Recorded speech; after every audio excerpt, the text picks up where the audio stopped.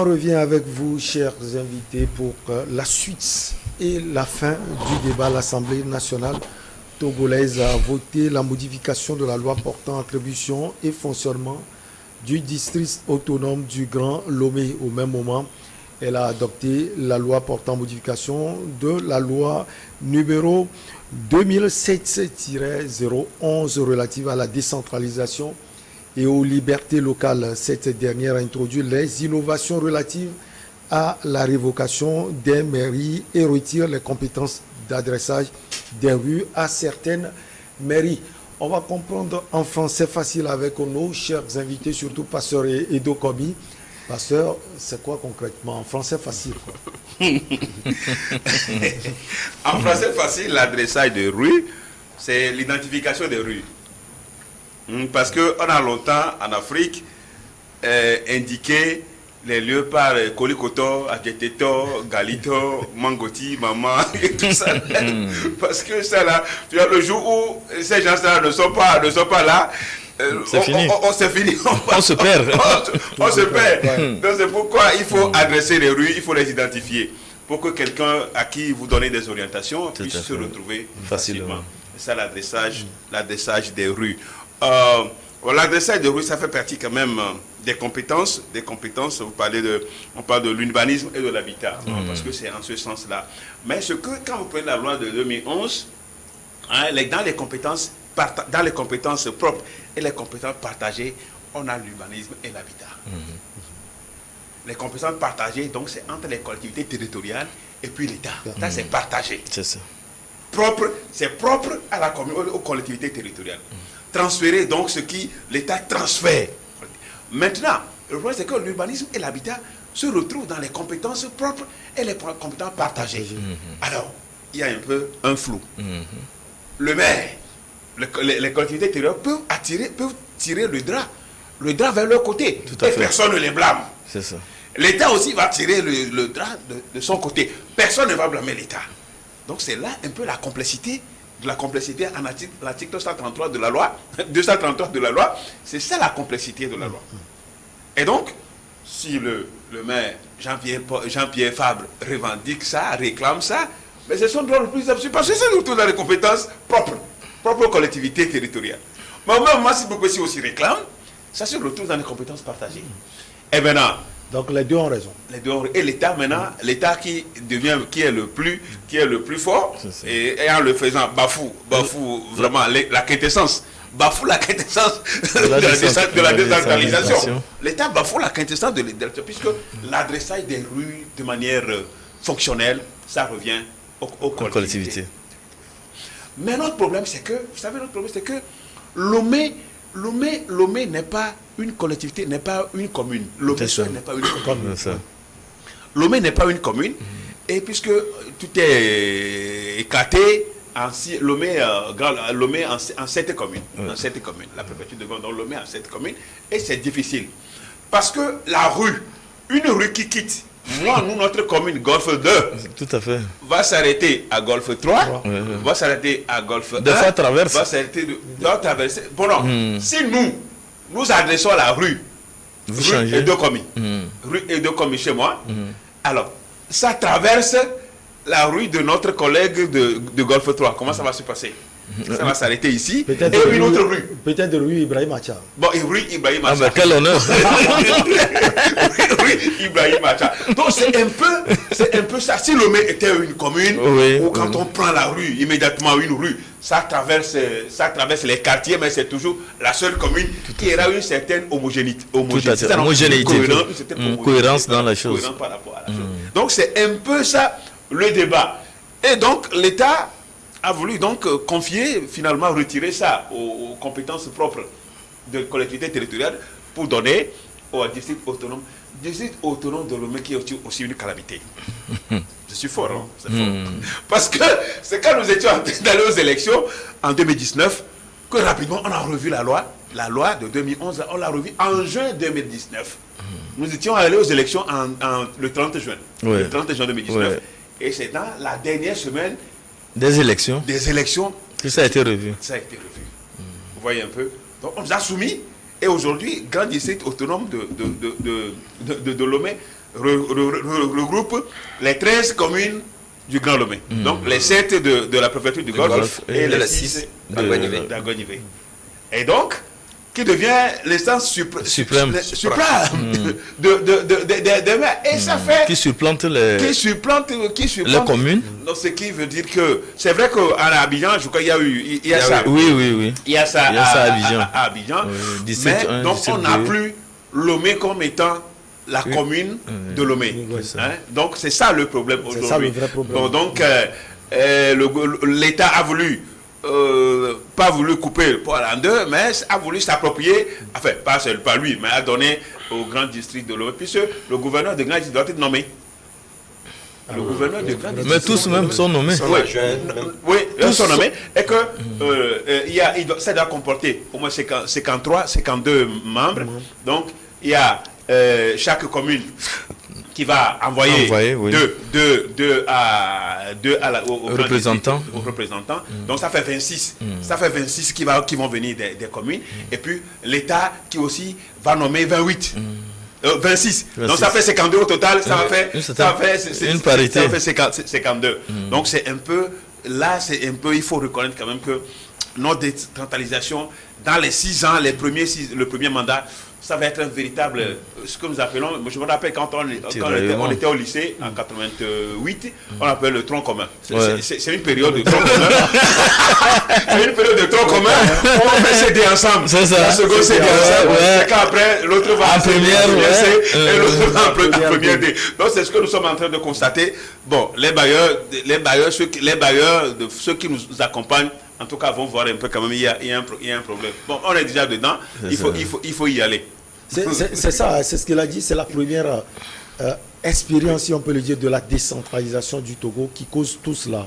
Et il faut prendre cela ainsi. Oui, bien évidemment, je pense qu'il n'y a pas lieu de s'agiter actuellement au niveau des maires, puisque tout le monde sait pertinemment, lorsque nous prenons un peu l'historique des pays qui sont un peu des pays célébrés en matière de décentralisation, ça ne s'est pas décrété.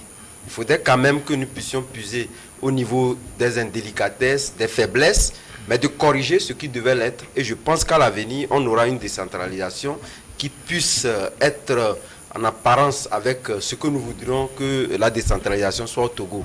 Pour moi, ce qui concerne surtout l'adressage des rues, moi je pense que quelque part, lorsque cette question avait commencé par animer l'intention de la mairie du Golfe 4, notamment Jean-Pierre Fabre, je faisais partie de ceux qui ont partagé pratiquement cet avis. Parce que lorsque vous prenez des rues, pas spécifiquement au niveau du Golfe 4, mais quand même vous prenez certaines rues, ça n'a rien à voir avec aussi bien l'historique de notre pays. Parce que quelque part, lorsque vous prenez les autres pays, lorsque vous voyez, Jacques Chirac, des rues Libération, qui répondent peut-être à nos aliments. C'est vrai qu'on doit célébrer aussi nos aliments, mais je pense qu'il y a des gens qui ont marqué l'histoire de notre pays. Mais malgré que nous avions, vous prenez aujourd'hui notre patrimoine routier, il a évolué. Il a évolué, moi je pense que quelque part, l'adressage de rue devait aller avec. Ce qu'on n'a pas constaté. Nous avons des grands boulevards aujourd'hui. Les gens sont obligés, lorsque vous prenez des ruelles, sont obligés d'imposer, voilà la rue telle. C'est moi qui le dis parce que je veux que ça prenne. Et ça a pris. Oui, ça a pris. Et là, moi, je pense que c'est un peu la défaillance du fait que l'État ne s'est pas approprié le jeu en lien avec... Les gens sont imposés. C'est normal. Et c'est aujourd'hui que les mairies sont venues. Les mairies veulent véritablement donc reprendre la chose à leur compte et faire en sorte que cela puisse répondre. Sauf que c'est vrai qu'on peut nommer certaines rues qui finissent par d'autres communes, comme l'a dit tout à l'heure monsieur le maire, ce qui va créer, ce qui ne serait pratiquement défaisable. Donc je pense que c'est une initiative qui devait prendre en compte pratiquement les 13, sinon les 7 communes de Golfe, et que les autres aussi puissent donc s'entendre à ce que cela puisse faire. Et que le nom donné soit répondre réellement donc aux aspirations, ou répondre à la renommée de la personnalité d'antan qu'on veut aujourd'hui un peu remettre sur la sellette. Donc ce qui n'a pas été le cas lorsque ça a été fait au niveau du Golfe 4. Cela, comme je l'ai dit, ne peut pas répondre à tous ces paramètres-là, compte tenu du fait que la mairie commence ailleurs, une rue commence ici, ça doit finir dans l'autre mairie. Donc cela ne peut pas être bénéfique pour l'histoire qu'on veut réincarner ou l'histoire qu'on veut aujourd'hui redonner le balason. Donc je pense que quelque part, si l'État le fait ou retire, il faudrait quand même qu'on ait un service qui puisse donc s'en occuper, puisqu'on ne peut pas quand même laisser ce que nous voyons. Lorsque vous voyez aujourd'hui les rues, vous-même, vous tombez des nuits. Vous regardez aujourd'hui la nomination de Saint-Anne, vous vous demandez est-ce que nous n'avons pas d'histoire. On a d'histoire. On a une histoire. On peut véritablement exprimer par rapport à ces rues-là. Ce qui n'est pas démontré, donc je pense que quelque part, rien ne sert de pouvoir donc les affecter de cette attribution, mais réellement s'engager à adresser les rues conformément à notre histoire. Et en concert avec les maires. Oui, bien sûr. Ça doit se baser sur quoi concrètement? Non, d'abord ça doit être une démarche concertée, comme le disait Adam, parce que les rues, quand vous quittez, ça s'entremêle et Lomé a été saucissonné. Quand on parle de cette commune au niveau du Golfe, vous savez que vous prenez une rue, vous la retrouvez de l'autre côté et ainsi de suite. Donc c'est difficile d'orienter les gens. Et si chaque maire doit donner son nom propre à des rues, vous risquez de voir des portions de 50 mètres qui portent un nom de l'autre, ça ne serait pas vraiment bien quoi. Donc moi je pense que les autorités togolaises ont su peut-être réajuster les choses, mais à cette allure, ce qui me désole dans cette situation, c'est que nous allons vers une loi de décentralisation pareille au pantalon de Moriba. Vous comprenez? Vous savez l'histoire du pantalon de Moriba. Chacun vient une coupe parce qu'il veut plaire à Moriba. Chacun vient une coupe, chacun repart, on repart et finalement on retrouve un pantalon qui ne sert pas à Moriba. Donc j'ai peur à cette allure parce que le maire de Golfe 4 a voulu poser des actes pour l'adressage des rues. De l'autre côté, ça a frustré des gens, ça a énervé des gens. Donc les gens disent que non, il faut courir, modifier la loi. On a modifié la loi. Si demain il y a aussi quelque chose qui se présentait, on va courir, modifier la loi. Donc de modification en modification, on risque de ne plus avoir l'essence même de la décentralisation. Donc moi je souhaiterais que les autorités fassent un effort de dépassement. Parce que ça, c'est un effort de déplacement. Quand je dis déplacement, vous devrez comprendre tout ce que je mets dedans. Parce qu'il y a les enjeux politiques dedans. Il y a les enjeux d'appartenance à des officines. Il y a des enjeux de plaire à certaines personnes. Tout ça là. Donc, si on se débarrasse de tous ces paramètres-là, ou bien de tous ces enjeux-là, et on pense véritablement développement de la ville, je pense qu'on posera des actes qui sont des actes nobles et qui vont dans le sens de la décentralisation voulue par les populations togolaises. Adam le disait, il disait que par rapport à notre décentralisation, que les autorités, ou bien et les maires et les autorités, qu'ensemble nous fassions quelque chose qui puisse faire tache d'huile.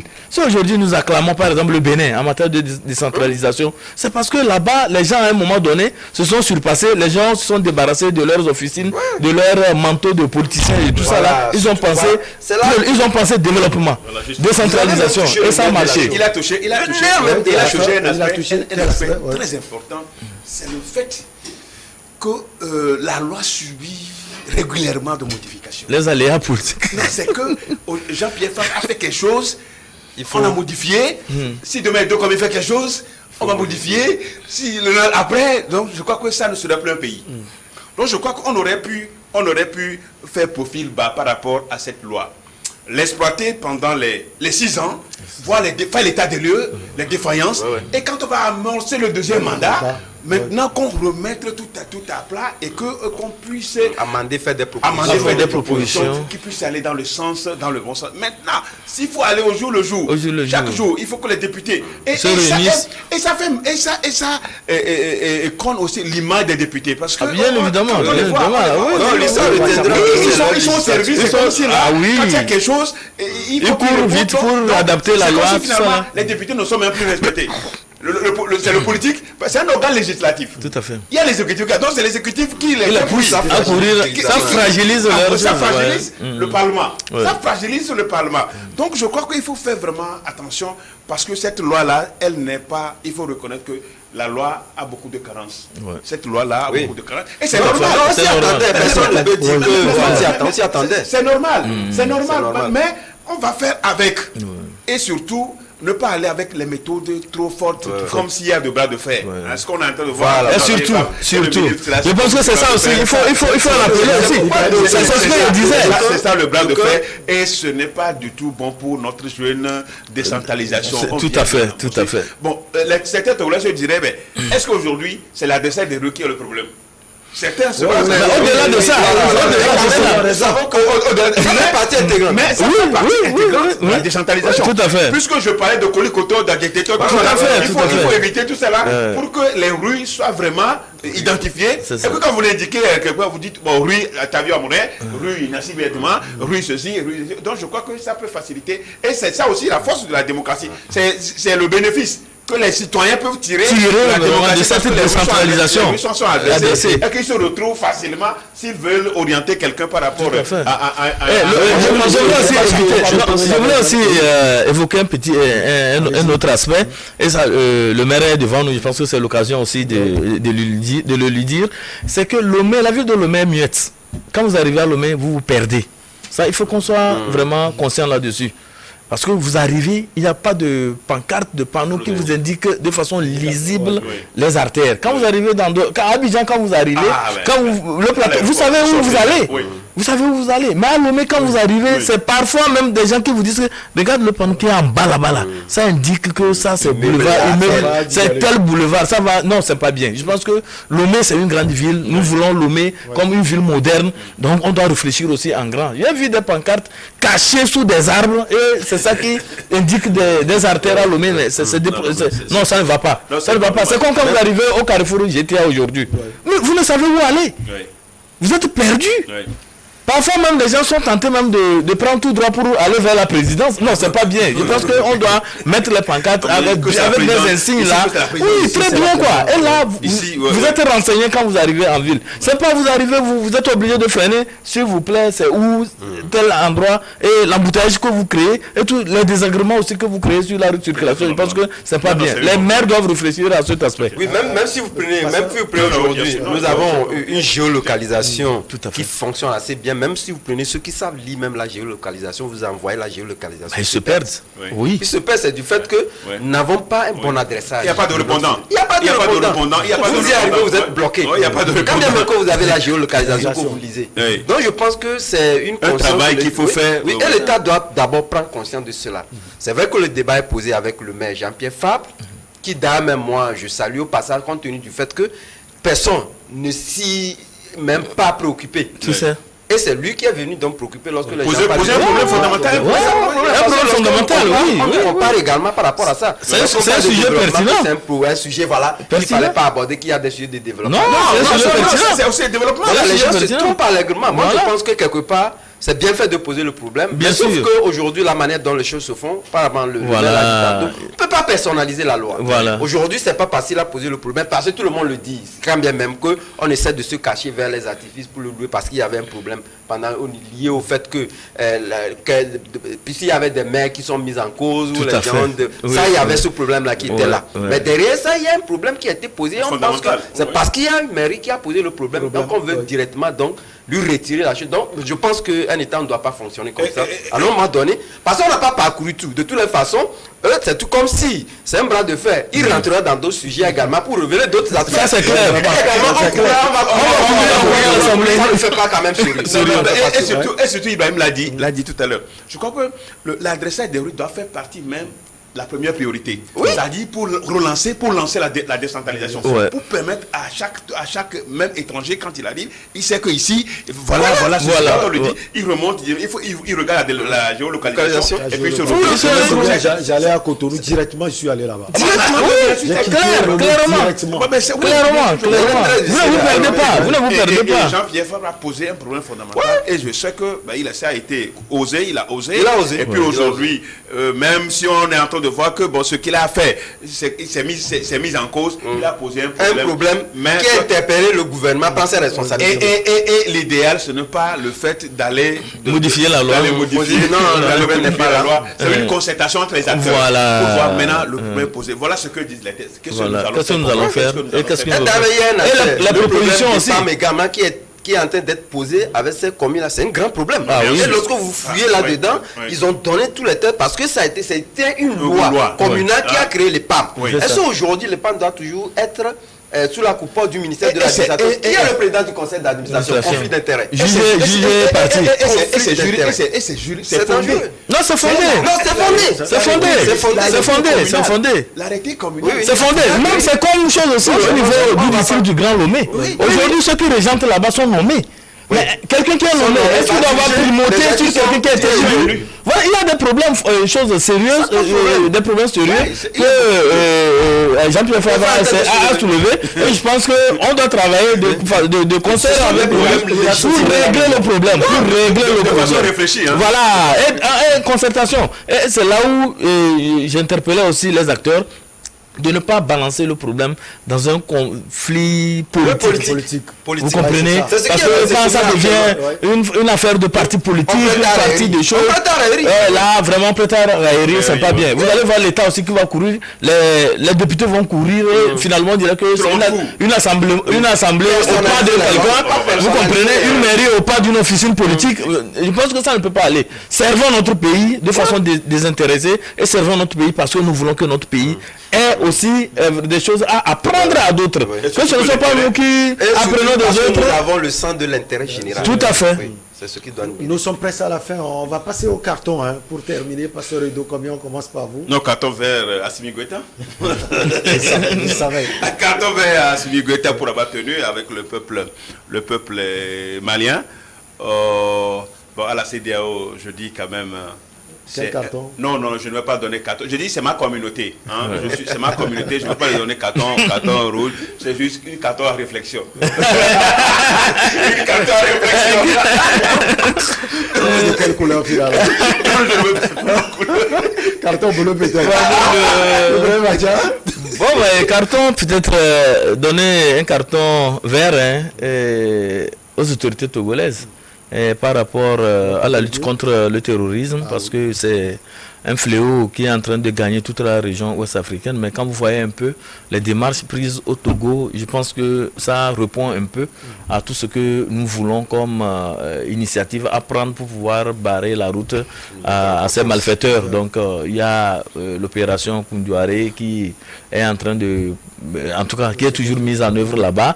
Et vous allez voir aussi qu'au niveau des interventions de l'État en matière de social, il y a aussi le plan d'urgence de développement de la savane. Je pense que si on étend ça aussi à d'autres régions, parce qu'il n'y a pas que les savanes, le terrorisme peut venir de l'Est aussi. Donc il y a, voilà, donc il faudrait étendre ces initiatives-là.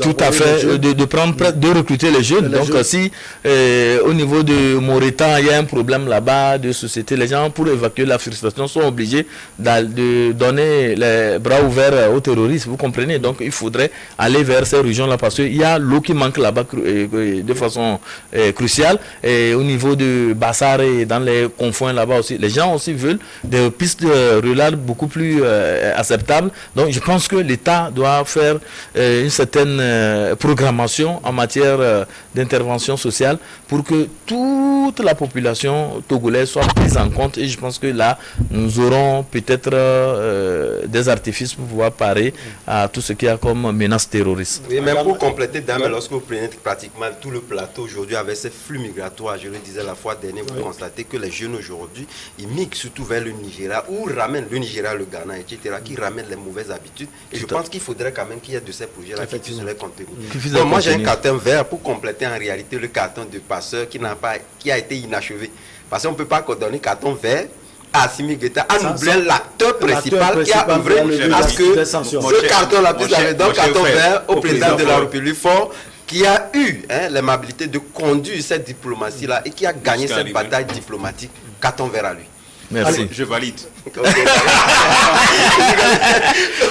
valide. Moi, je vous donne à vous trois un carton vert également. Ah oui, merci. L'émission a été fantastique. Parfaite. Merci beaucoup. Merci à toi. À vous. On a parlé du Cameroun. Un engin explosif fait 4 blessés à Yaoundé, la capitale Guinée. La jeune suspend l'exploitation d'un des plus vastes gisements de fer au monde. Au Mali, les anciens circuits commerciaux ouest-africains vont-ils fonctionner de nouveau? Et puis, Togo, pour finir, les mairies du Grand Lomé privées de l'habileté d'adressage. On a été content de vous avoir, Pasteur Edo, comme président du mouvement Martin Luther King. Merci également au journaliste Ibrahim Achan, directeur de publication de Temps Nouveau, et à l'autre, Adam Adjronou, directeur de publication de Vision d'Afrique. Merci également pour l'attention toujours particulière. On se retrouve prochainement, toujours avec le même plaisir.